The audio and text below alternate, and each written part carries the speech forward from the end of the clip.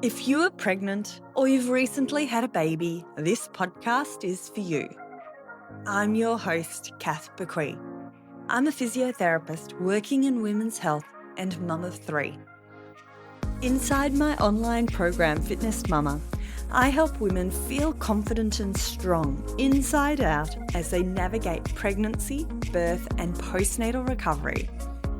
Each week, I bring you 2 episodes to support you on your motherhood journey, whether it's real and raw birth stories from fellow mums, expert interviews with trusted health professionals, or bite-sized Q&As where I answer your most common questions.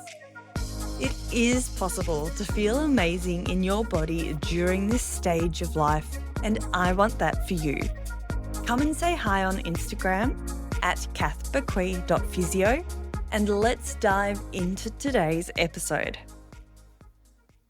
Hello and welcome back to the Pregnancy, Birth and Recovery podcast. Today we're talking about something I hear about a lot. We're talking about when women are doing lots of pelvic floor exercises, but they just don't seem to be working. So pelvic floor exercises have taken social media by storm. There's viral pelvic floor exercises going out there. You know, it's amazing because more women are aware of their pelvic floor and what we can do to help support reducing pelvic floor issues during pregnancy and post-birth. So there's much more awareness, which is amazing, and more women are doing pelvic floor exercises, which is also fabulous. But there's some times when pelvic floor exercises may not be helping.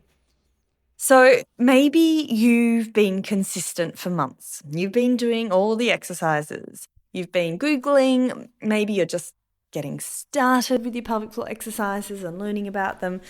But you might be frustrated if things aren't improving as you'd hope.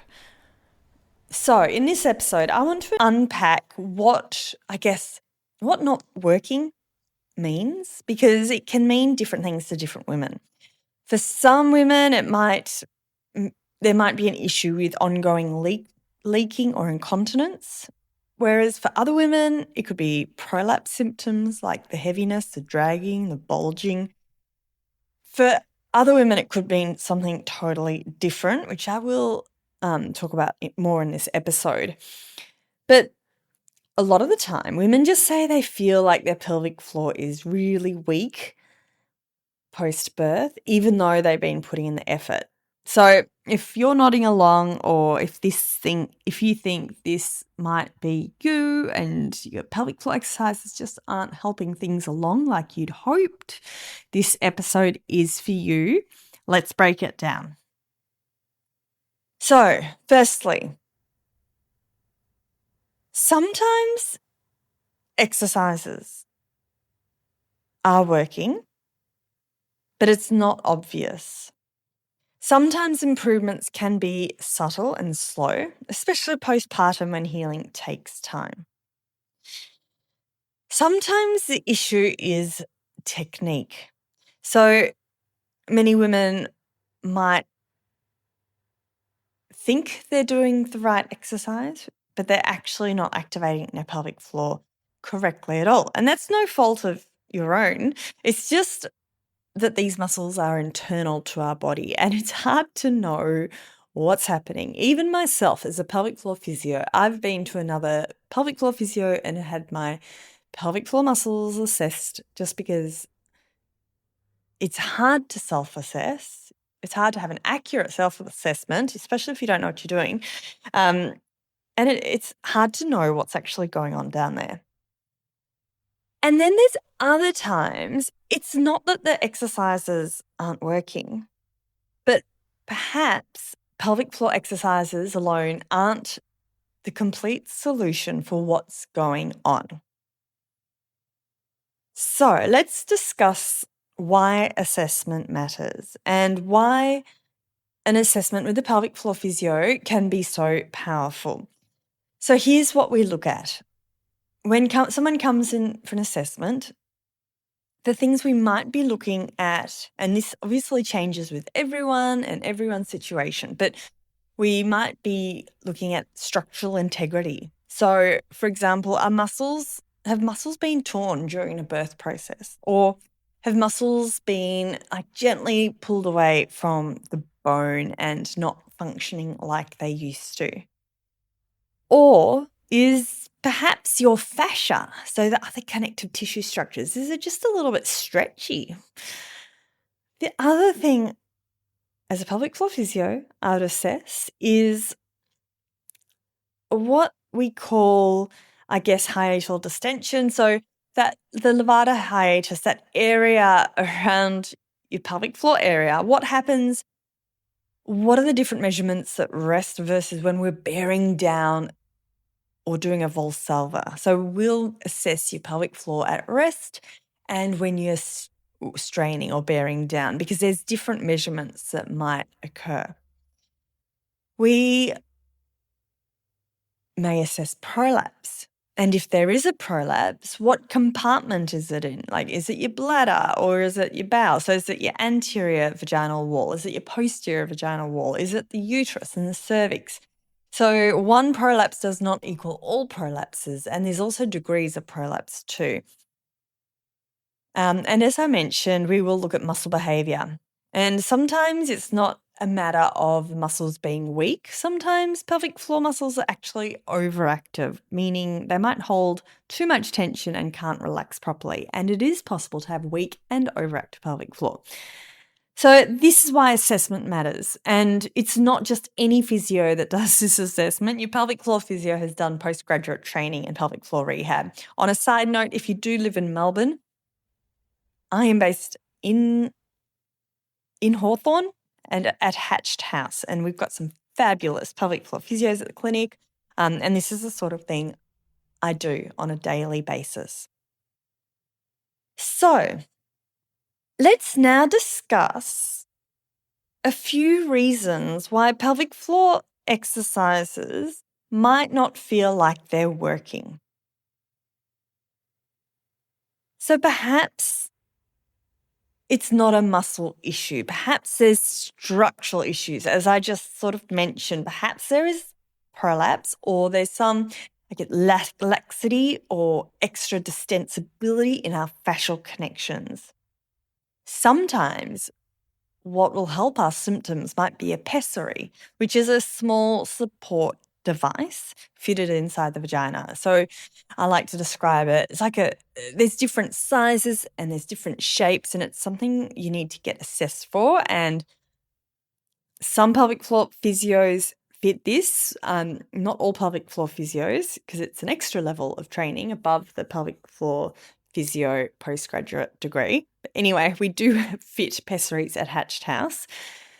But I like to describe it, as I said, different shapes, different sizes, but really a common one is a ring pessary, and it's a little silicone device that you might squeeze and insert into the vagina like a tampon, and that sits inside the vagina and it helps to support our organs and our structures. And we might pop it in at the start of the day or before you go for a run or any high impact exercise, and then you might remove it at the end of the day. Not appropriate for everyone, does need to be individually assessed, assessment, treatment, all the rest, different sizes. But it can make a huge difference in symptom management for both prolapse signs, but also sometimes the leaking, the incontinence signs too. Why else might pelvic floor exercises not feel like they're working? As I mentioned, perhaps you've got overactive pelvic floor. And perhaps your muscles are holding too much tension, and strengthening could be making your symptoms worse. So perhaps you need down training, breath work, relaxation strategies for your pelvic floor muscles. We also will look at constipation and bowel habits. Straining on the toilet, constipation, these can often increase symptoms with the bladder, but it's always our number one go-to is let's get the bowels optimized. Let's get optimized bowel health and manage your constipation, because it can absolutely be a game changer. And this is where a good trusted GP can also support, because they can help prescribe whether or not it's stool softeners or there's a whole, I won't go into it today, but we've actually done a podcast episode on constipation and pregnancy. I will link that in the show notes too. Okay, why else might pelvic floor exercises feel like they're not working? Sometimes the issue might be around hormones and our vaginal tissues, so vaginal dryness or de-estrogenized tissue, especially after birth or in perimenopause, can contribute to symptoms. Vaginal estrogen cream might be prescribed by your doctor as part of the solution if this is an issue for you. So again, that's why I mentioned you need a good quality GP that you can trust, that's well experienced in these women's health issues. And then sometimes the missing piece isn't more kegels and pelvic floor exercises. Perhaps it's actually about building up our overall core and strength. Perhaps it's about managing our body weight and getting a stronger body to support the pelvic floor indirectly. And many women do respond really well to this, I guess, more global approach to exercise. And this is where my online program, and I know I'm biased, but this is where Fitness to Mama can be amazing, because I know I've mentioned this before, but one of the best things that you can do if you're pregnant at the moment, one of the best things you can do to support your pelvic health postpartum is to be exercising and staying strong and staying fit during pregnancy. It's one of the best things for that postnatal recovery outcome. So and we're just talking about it from a pelvic floor perspective. Obviously, there's all the other health benefits that go hand in hand with whole body strength and fitness. And, you've got the mood, the mental health benefits, your bone density. Oh, there's just so many amazing benefits. So let's pop it all together. So if you've been doing your pelvic floor exercises and you feel like they're not helping, it doesn't mean all hope is lost. It doesn't mean that you'll necessarily be leaking for the rest of your life or have all these symptoms. Pelvic floor health, it's influenced by so many things: our structure, our muscle behavior, our hormones, our bowel health, our lifestyle, our whole body strength too. And this is why you don't need to figure it out on your own. And the best thing you can do is have a trusted pelvic floor physio and GP in your corner. If you've been going to a physio forever and it's just not improving symptoms and you feel like treatment's just going on forever and ever and ever, trial another pelvic floor physio or trial another GP if that you're not getting the support you need. It's definitely worth finding someone that you trust to help you work through your diagnosis, management, and the right treatment plan for you. So here are the big points I want you to remember from today. If your pelvic floor exercises, let's start again. Number 1, if your pelvic floor is not working, that doesn't mean all hope is lost. It just often means we need a plan that perhaps needs adjusting. Number 2, get an assessment.